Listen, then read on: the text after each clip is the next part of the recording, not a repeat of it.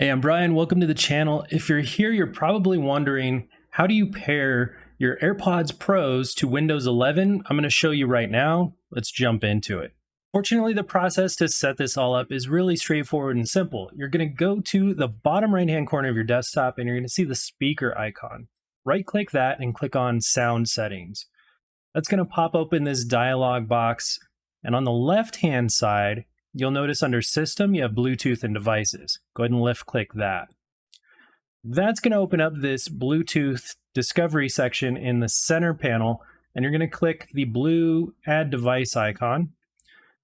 The next piece, you're going to click this very top option for Bluetooth. This is to add audio devices, mice, keyboards, pens, controllers, etc.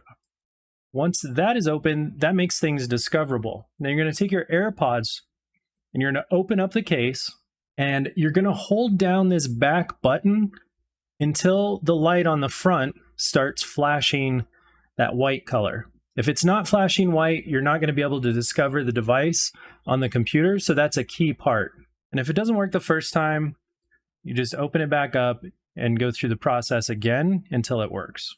And once that's flashing, you're going to see AirPods Pro under your audio devices. Go ahead and just click on that. It's going to go to connecting.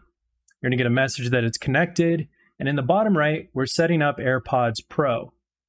Now you can see that it's connected with voice and music. So you're pretty much done. Now you can start using these.